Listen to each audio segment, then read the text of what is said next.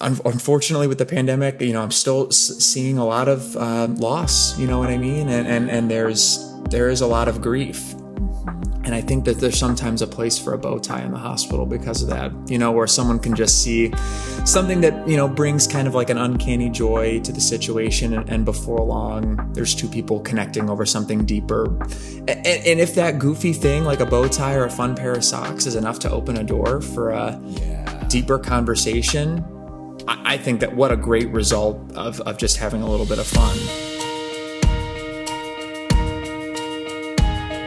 Hello, everyone, and welcome to 3 Words, a bite-sized podcast about the simple and yet very strategic choices that all of us can make in order to become the very best version of ourselves. My name is Dr. Michael Brown. I am the host of 3 Words, and I'm here with my good friend, Russell Catania. And you have been probably a guest on 3 Words, I don't know, a half a dozen times at this point. Yeah, this could be number 6, I think. And I'm excited and even eager to have this conversation with you around these 3 words, my friend. Have more fun. Have more fun. Okay, guilty as charged. I will confess to you, in my former life, in my earlier years, I would have been known as a workaholic. Sure. Even today, I think I probably focus more on achievement and more on accomplishment than actually just kicking it and having a great time. And so this is a really important conversation for me, my friend. And obviously you're a rising professional, you're in med school. And I'm kind of an older, aging, middle-aged, right? Professional who, quite honestly, I think we've learned during COVID, we just need to have a little more fun. So when you think about having fun, what comes to mind? Yeah, I couldn't agree more. I really have to say that, I find that as I became more, focused on studies and just decided kind of in my, pre-18 years that I was going to stop being a complete goofball with everything I did and try to make my parents a little bit proud. I really too became super driven on completing goals, really checking off short-term and long-term goals. I became so driven at the next accomplishment, the next achievement. I really don't even think it was a pride thing. I really just thought I had such a drive to start bolstering and building up what my, life would look like. That became a lot of work, even at, a relatively young age, I would say. I just really started to find that through all the engineering training, through medical school, through trying to be the best fiance I can be, the best son, the best brother, I was not giving myself any recreational time. I was not really enjoying that drive. It was more, I would find enjoyment when I finally completed that goal or met that achievement. And if I didn't, I had no pleasure in the journey. If that goal didn't pan out or it wasn't, supposed to be for me, absolutely no pleasure, no joy. And I was in a rut. I needed to start having more fun. I knew that about myself. I didn't know how. And I think because I didn't know why do I have this intrinsic desire to start having kind of a better outlook on my journey? And why do I need to incorporate more fun into my life? Well, I want to talk about why to have more fun, but it triggers in my mind, even what we talk about here in D&B coaching, the notion that we are holistic human beings with a variety of dimensions to our life. We've actually conceptualized here the 12 dimensions of a human being's life. One of them is recreational. I mean, I actually conceptualize that because in many ways, it's an entire dimension that deserves our attention, that deserves our investment. And obviously choosing recreation that refuels and re-energizes and regenerates us, not just recreation that drains and distances us from important relationships or numbs us from the pain of a challenging week, but actually more laughter, more energy, more excitement. We're human beings. We should be not just living, but fully alive. And so maybe we just rename that dimension the fun dimension. I think so too. I would love to be the reason that happened. Because we had this podcast That's right. together. Yeah. So let's talk about the why. I mean, why should we have more fun? Yeah, I mean, I love that you bring up those 12 dimensions, and I'm sure you and I could talk about all 12 for a couple hours here. But if we're just focusing on the one, just like the other dimensions, there's a time for it. There is a time for us to develop that time of recreation and that enjoyment. There's time to have more fun, and it goes back to conversations that have been had on this podcast, where if we're building routines and forging them, and we're really generating good schedules, we're being efficient with our time and living on purpose, we always have time for that little bit of recreation. Well, and I think even particularly during COVID, I mean, we have all struggled with obviously the disruptions of rhythms and routines, but I think we've been craving and maybe even appreciating more, as I'm talking to folks at least, like our life we need to have fun. Like life's too short. And I'm hearing more and more that one of the benefits of the pandemic might be that we want to shorten our work week, maybe just a little bit. There's maybe things that we're doing that we don't need to do. And I think that there's a greater appreciation for life. Right. And a greater appreciation for people and memory making and all such things that fall within this recreational dimension. Why would we want to live a life that is drudgery when we could be having a life that is intentional, is aspiring, is obviously accomplishment oriented, but also an adventure? Yeah. One of my favorite authors, King Solomon, said, "A joyful heart is good medicine." And we find so much joy when we're really enjoying the things that we're doing. And right.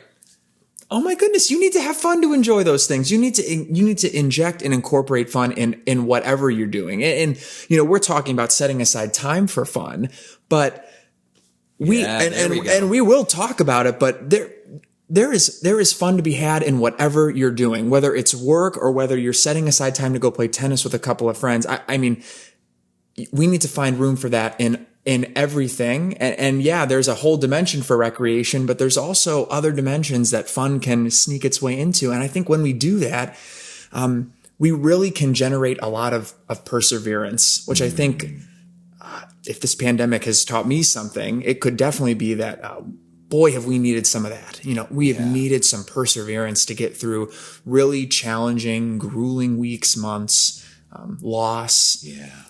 I find so much perseverance and fun. Mm-hmm. And that ultimately became a huge why for me, sitting in a really challenging degree program. If I can have a little more fun here, I know I can make it to the finish line. Yeah. And that became a huge reason that I started generating some hows too. Well, and you even said, this idea that we don't need to just create space for fun, but we can inject fun into the ordinary daily activities of our lives. This is what comes to mind for me, Russell, is this notion of when I walk into a space, I want to be a life giver. That's awesome. And not a life taker. And you know me, and you know my love for acrostics, and life giver is actually one of the staples of DMB coaching and even 3 Words podcast. And each of those letters means something. LIFEGIVER, loving, intentional. F is fun. Right. And then energizing, generous. Well, we could talk about those, but it just struck me as we were sitting here. I'm like, we talk a lot about being life givers, walking into spaces, more interested in people than being interesting to people, bringing energy and positivity into every environment in which we step. And we've talked about that. And the F of life giver is, who doesn't want to be around a fun person? But how do we do that?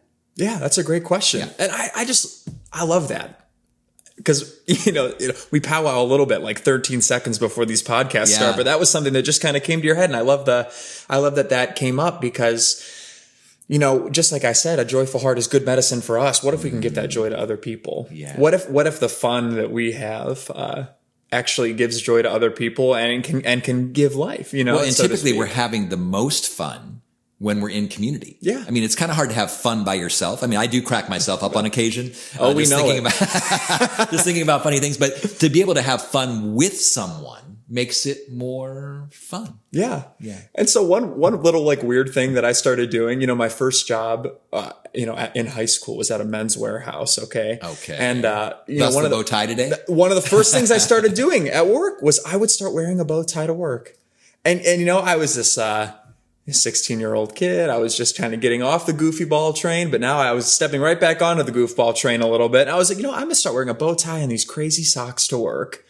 And, after a day of studying or track practice, I'm going to see if this generates any joy around me. And you know what? It was such a funny thing. My coworkers were like sometimes like 40, 50-year-old guys, and they'd be like, oh, Russell, you're so funny. And it's just so, heartwarming to see you bring this like much energy.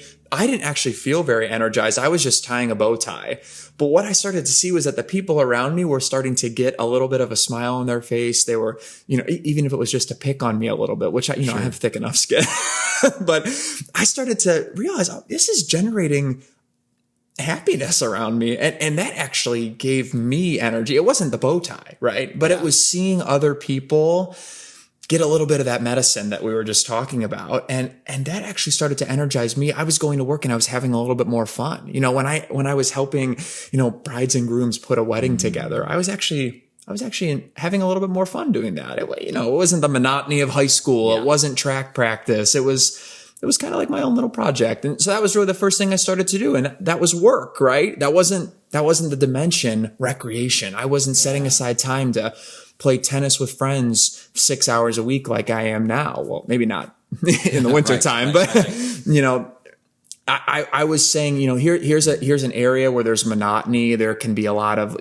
lack of joy, or, going into medical school. And now I'm, unfortunately with the pandemic, I'm still seeing a lot of loss, you know what I mean? And there is a lot of grief. Mm-hmm. And I think that there's sometimes a place for a bow tie in the hospital because of that, where someone can just see something that, brings kind of like an uncanny joy to the situation. And before long, there's two people connecting over something deeper. And if that goofy thing, like a bow tie or a fun pair of socks, is enough to open a door for a deeper conversation, I think that what a great result of just having a little bit of fun, And of course, you brought it back to what we most care about, and that is human connection. And to think that fun not only is more energizing for us, but it becomes contagious for others. And then on top of it, it allows us to maybe have a pathway or an open door to deeper connection with one another. Any final thoughts that you have, Russell, as you think about how to have fun and what this is going to look like for you? You've been thinking about this topic for a couple of days. What is going to be different about your life because we've had this conversation? Of course. I definitely think that even in the midst of a pandemic, there is no excuse to not incorporate a little bit of excitement and fun and joy in the situations that you're finding yourself in, whether that's work or whether that's your family dynamic. It is never too late to start that goofy hobby that you think you're 10 years too old to start. And it is absolutely never a bad time to grab your best friend, mask up, and go for a 50-mile drive to get the same cup of coffee you'd get 3 minutes away and just talk. Just have a little road trip. Just do something fun. That is, yes. There are just moments, and all you need is one tiny little moment to inject a little bit of, fun, goofiness, and excitement in there. And I think before you know it, you'll have the same realizations that I did, that it doesn't take much to give you the perseverance you need to really get through the thick and the thin. So friends, you heard Russell, and I think we all should take his advice. I'm guessing because you're listening or viewing 3 Words today, you probably are an overachiever. If you've made it all the way through this podcast, it's probably because you are committed and you are passionate about becoming the best version of yourself. And we applaud you for that. We admire you for taking very serious in an intentional way the life that you are crafting for yourself and for those around you. However, we want to give you permission, starting with me, starting with Russell, to actually laugh more, to smile bigger, to reach out to people around you with a hug while wearing a bow tie. And that we would commit together even this week as you maybe design your week, as you think about even the next 24 hours. How can you inject fun into your workplace, into your rhythms? How can you set aside time for meaningful recreation? Because if it's one thing we've learned during a pandemic, is that life is very short. We've also learned during this COVID-19 drama that life is also sacred. So why not?